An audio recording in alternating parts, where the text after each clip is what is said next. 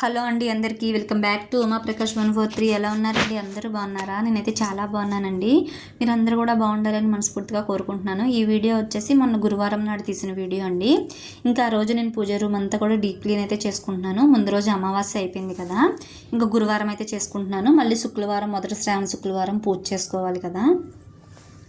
ముందుగా కింద పేపర్ అయితే వేసుకొని పేపర్ మీద దేవుడి ఫోటోలన్నీ కూడా పెట్టుకుంటానండి. దేవుడి ఫోటోలకి బొట్లు ఉంటాయి కదా, అవన్నీ కూడా చేతితో తుడిచేసి ఇలా మ్యాట్ మీద వేసి మొక్కలు అయితే వేసుకుంటాను.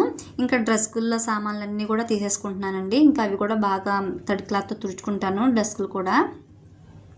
ఇంకా అవన్నీ కూడా పేపర్ అయితే వేసుకొని ఆ బుక్స్, పూజా సామాగ్రి అంతా కూడా ఇంకా పేపర్ మీద అయితే పెట్టుకుంటున్నానండి. ఇంతకుముందు ఒక ఇద్దరు ముగ్గురు కామెంట్ పెట్టారండి నేను షార్ట్ వీడియో పెట్టినప్పుడు, మీ పూజా రూమ్ చాలా బాగుందండి, ఎంత అయింది, ఎక్కడ చేయించారు, ఏంటో డీటెయిల్స్ చెప్పమని. నాకు వాళ్ళకి రిప్లై అయితే ఇచ్చానండి. ఒక లాంగ్ వీడియో అయితే చేసి పెడతానని. నాకు అప్పటి నుంచి ఇప్పుడు దాకా కుదరలేదు. ఇప్పుడైతే చెప్తున్నాను చూడండి. మా పూజా రూమ్ వచ్చేసి ప్లేవుడ్ అండి, వుడ్ కాదు.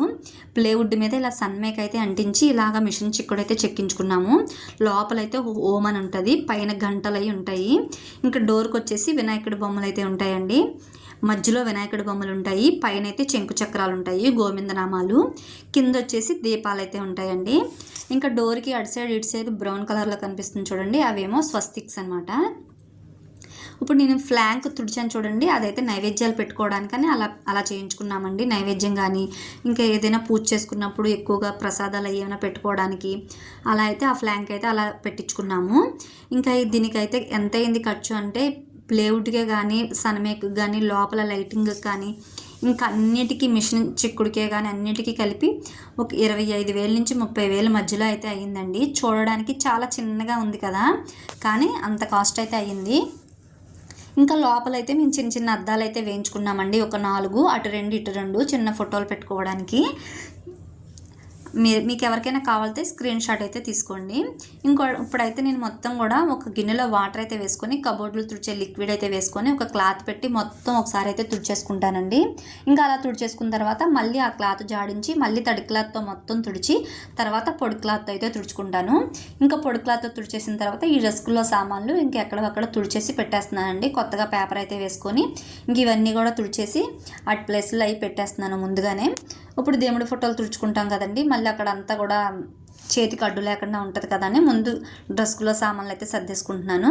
ఇంక ఇలా మ్యాట్ కూడా జాడించి ఆరపెట్టుకున్నానండి. ఇక్కడ ఇంతకుముందు క్లాత్ అయితే వేసుకునేదాన్ని. క్లాత్ మీద అక్షింతలు కానీ పువ్వులు కానీ పడి తుడితే రావట్లేదండి, క్లాత్ అయితే జరిగిపోతుంది. అందుకని ఈ మ్యాట్ అయితే వేశాను. మా వారు కబోర్డ్లో వేయడానికి ఈ రోల్ అయితే తీసుకొచ్చారు. కబోర్డ్లో వేయగా మిగిలింది ఉంటే ఇలా దేవుడి గదిలో అయితే వేసుకున్నాను. ఇప్పుడైతే దేవుడి ఫోటోలన్నీ కూడా తడుక క్లాత్ అయితే తుడుచుకుంటున్నానండి. ఫస్ట్ ఒక గిన్నెతో వాటర్ అయితే తీసుకొని అందులో కొంచెం పసుపు, కాశీగంగా, అయోధ్య నుంచి కూడా మా వారు వాటర్ తీసుకొచ్చారండి అయోధ్య వెళ్ళినప్పుడు. ఇంకా అవి కూడా వేస్తానన్నమాట. ఇంకా మంత్లీ క్లీన్ చేస్తాను కదండి, క్లీన్ చేసినప్పుడు అంతా కూడా ఆ 2 వాటర్స్ అయితే వేస్తానండి. కాశీగంగాని అయోధ్య నుంచి తీసుకొచ్చిన వాటర్ కూడా వేస్తాను. ఇంక ఇప్పుడు దేవుడి ఫోటోలన్నీ కూడా ముందు తడి క్లాత్తో తుడిచేసుకుని తర్వాత పొడి క్లాత్ అయితే తుడుచుకుంటాను. ఇంకా చిన్న చిన్న విగ్రహాలు అవన్నీ ఉంటాయి కదండి, అవి అయితే తోమేసి టిష్యూతో అయితే తుడిచి ఆరపెట్టుకున్నానండి. ఇప్పుడు ఇంక వీటన్నిటికీ కూడా బొట్లు అయితే పెట్టుకుంటున్నాను.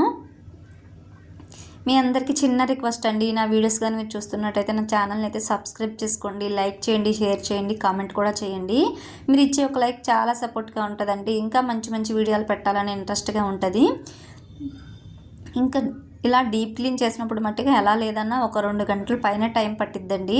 ఇంకంతా తడి క్లాత్తో తుడిచి పొడి క్లాత్తో తుడిచి ఇంకా డ్రెస్కులు తుడుచుకొని అవన్నీ క్లీన్ చేసి పెట్టినప్పటికి చాలా టైం పట్టేస్తుంది పూజ రూమ్ దగ్గరికి వచ్చినప్పటికి.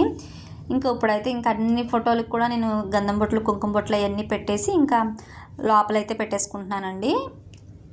ఇంకా లోపలన్నీ కూడా సర్దేసుకుంటున్నాను. ఇప్పుడు నేను చిన్నది కుంకుమ బరిలో కుంకుమ వేస్తున్నాను కదండి, దాంట్లో అయితే గోమాత చక్రాలు అయితే వేస్తాను. ఫస్ట్ అయితే కుంకుమ వేసి తర్వాత పైన గోమాత చక్రాలు వేసి మళ్ళీ పైన కొంచెం కుంకుమ వేసి లక్ష్మీదేవి దగ్గర అయితే పెడతానండి. ఇప్పుడైతే చిన్నది వినాయకుడిది, గౌరీదేవిది రాయిది అయితే ఉంది. వాటికైతే నేను పసుపు అయితే రాసుకొని కుంకుమ బొట్టు అయితే పెట్టుకుంటున్నాను. ఇంకా అన్నీ సదిరేసుకొని దేవుడి ఫోటోలు కూడా అన్నీ కూడా లోపలైతే పెట్టేసుకున్నానండి. ఇంకా దేవుడి సామాన్లు అవన్నీ ఉన్నాయండి, అవైతే తర్వాత అయితే తోముతాను. ఇంక ఇదండి ఈ వీడియో. వీడియో నచ్చితే లైక్ చేయడం మట్టుకు అస్సలు మర్చిపోవద్దు. ఇప్పుడు మీకు డోర్ లేస్ చూపిస్తున్నాను చూడండి. శంకు చక్రాలు చాలా బాగా కనిపిస్తున్నాయి. Thank you for watching.